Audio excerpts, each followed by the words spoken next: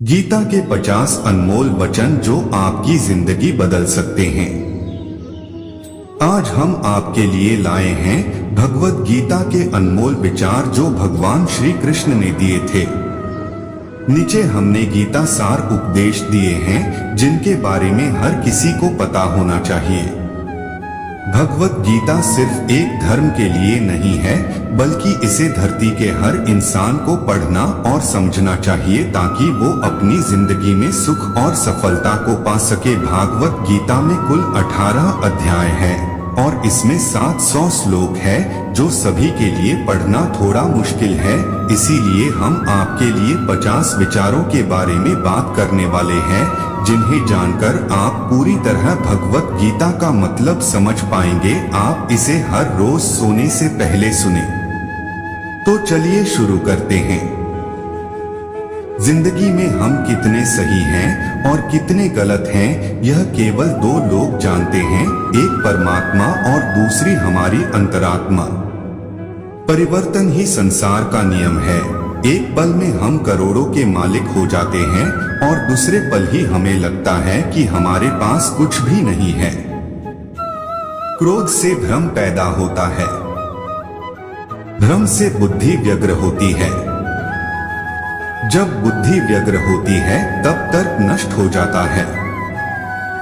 जब तर्क नष्ट होता है तब व्यक्ति का पतन हो जाता है।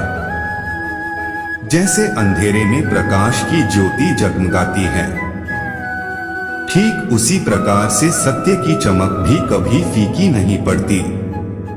इसलिए व्यक्ति को सदैव सत्य के मार्ग पर चलना चाहिए। मनुष्य जिस रूप में ईश्वर को याद करता है, ईश्वर भी उसे उसी रूप में दर्शन देते हैं। अपने आप को भगवान के प्रति समर्पित कर दो, यही सबसे बड़ा सहारा है। जो कोई भी इस सहारे को पहचान गया है वह डर, चिंता और दुखों से आजाद रहता है। इंद्रियों की दुनिया में कल्पना सुखों की प्रथम शुरुआत है और अंत भी जो दुख को जन्म देता है। मन की गतिविधियों, होश, श्वास और भावनाओं के माध्यम से भगवान की शक्ति सदा तुम्हारे साथ है और लगातार तुम्हें बस एक साधन की तरह प्रयोग करके सभी कार्य कर रही है। बुरे कर्म करने वाले सबसे नीच व्यक्ति जो राक्षसी प्रवृत्तियों से जुड़े हुए हैं और जिनकी बुद्धि माया ने हर ली है, वो मेरी पूजा या मुझे पाने का प्रयास नहीं करते। बुद्धिमान को अपनी चेतना को एकजुट करना चाहिए और फल के लिए इच्छा छोड़ देनी चाहिए। सज्जन व्यक्तियों को सदैव अच्छा व्यवहार करना चाहिए, क्योंकि इन्हीं के पद चिन्हों पर सामान्य व्यक्ति अपने रास्ते चुनता है। निर्माण केवल पहले से मौजूद चीजों का प्रक्षेपण है। अपने अनिवार्य कार्य करो, क्योंकि वास्तव में कार्य करना निष्क्रियता से बेहतर है। इस संपूर्ण संसार में कोई भी व्यक्ति महान नहीं जन्मा होता है, बल्कि उसके कर्म उसे महान बनाते हैं।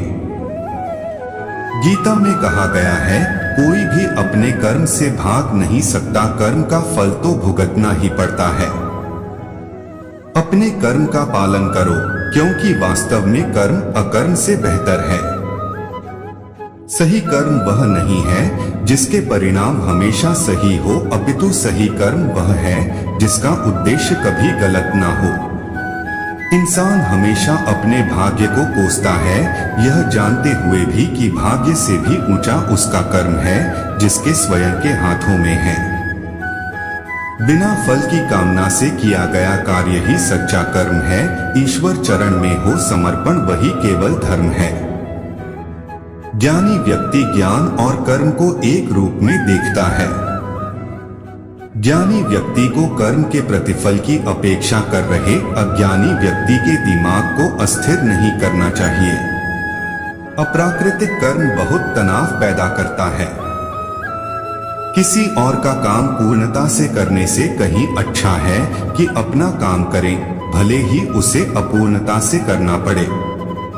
अच्छे कर्म करने के बावजूद भी लोग केवल आपकी बुराइयां ही याद रखेंगे, इसलिए लोग क्या कहते हैं इस पर ध्यान मत दो, तुम अपना कर्म करते रहो। कर्म उसे नहीं बांधता जिसने काम का त्याग कर दिया है। जन्म लेने वाले के लिए मृत्यु उतनी ही निश्चित है जितना कि मृत होने वाले के लिए जन्म लेना। इसलिए जो अपरिहार्य है उस पर शोक मत करो।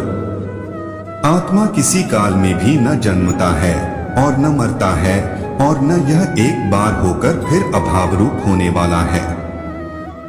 आत्मा अजन्मा, नित्य, शाश्वत और पुरातन है। शरीर के नाश होने पर भी इसका नाश नहीं होता। जैसे मनुष्य जीर्ण वस्त्रों को त्याग कर दूसरे नए वस्त्रों को धारण करता है, वैसे ही देही जीवात्मा पुराने शरीरों को त्याग कर दूसरे नए शरीरों को प्राप्त होता है। जो आत्मा को मारने वाला समझता है और जो इसको मरा समझता है, वे दोनों ही नहीं जानते हैं, क्योंकि यह आत्मा न मरता है और न मारा जाता है। वह जो मृत्यु के समय मुझे स्मरण करते हुए अपना शरीर त्यागता है, वह मेरे धाम को प्राप्त होता है। इसमें कोई संशय नहीं है। लोग आपके अपमान के बारे में हमेशा बात करेंगे। सम्मानित व्यक्ति के लिए अपमान मृत्यु से भी बदतर है। वह जो इस ज्ञान में विश्वास नहीं रखते, मुझे प्राप्त किए बिना जन्म और मृत्यु के चक्र का अनुगमन करते हैं। मैं ऊष्मा देता हूँ, मैं वर्षा करता हूँ और रोकता भी हूँ, मैं अमरत्व भी हूँ और मृत्यु भी। व्यक्ति जो चाहे बन सकता है यदि वह विश्वास के साथ इच्छित वस्तु पर लगातार चिंतन करे।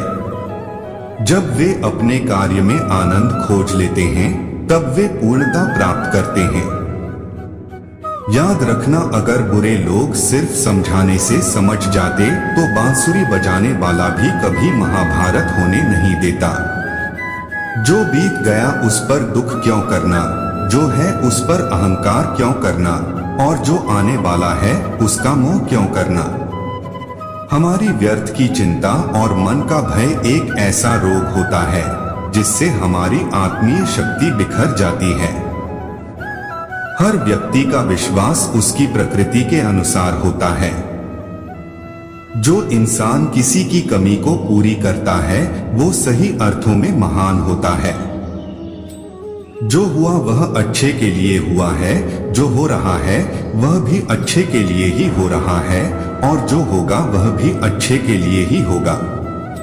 हे पार्थ, मैंने और तुमने अपने कर्तव्यों को निभाने के लिए धरती पर कई अवतार लिए हैं, लेकिन मुझे याद है और तुम्हें नहीं। मेरे लिए ना कोई घृणित है ना प्रिय, किंतु जो व्यक्ति भक्ति के साथ मेरी पूजा करते हैं वो मेरे साथ हैं और मैं भी उनके साथ हूँ। मनुष्य अपने हृदय से जो दान कर सकता है वो अपने हाथों से नहीं कर सकता, और मौन रहकर जो कुछ वो कह सकता है वो शब्दों से नहीं कह सकता। प्रत्येक बुद्धिमान व्यक्ति को क्रोध और लोभ त्याग देना चाहिए, क्योंकि इससे आत्मा का पतन होता है। मैं उन्हें ज्ञान देता हूँ जो सदा मुझसे जुड़े रहते हैं और जो मुझसे प्रेम करते हैं। मैं सभी प्राणियों को समान रूप से देखता हूँ, ना कोई मुझे कम प्रिय है ना अधिक। लेकिन जो मेरी प्रेम पूर्वक आराधना करते हैं वो मेरे भीतर रहते हैं और मैं उनके जीवन में आता हूँ। सब धर्मों का परित्याग करके तुम एक मेरी ही शरण में आओ, मैं तुम्हें समस्त पापों से मुक्त कर दूंगा। तुम शोक मत करो। प्रबुद्ध व्यक्ति सिवाय ईश्वर के किसी और पर निर्भर नहीं करता। मेरी कृपा से कोई सभी कर्तव्यों का निर्वाह करते हुए भी बस मेरी शरण में आकर अनंत अविनाशी निवास को प्राप्त करता है। हे अर्जुन, केवल भाग्यशाली योद्धा ही ऐसा युद्ध लड़ने का अवसर पाते हैं जो स्वर्ग के द्वार के समान है। भगवान प्रत्येक वस्तु में है और सबके ऊपर भी। मुक्ति का मुख्य द्वार केवल भगवत भक्ति ही है, जिसे सभी को स्वीकार करना चाहिए। देखने के लिए धन्यवाद। अच्छा लगे तो जरूर सब्सक्राइब करें।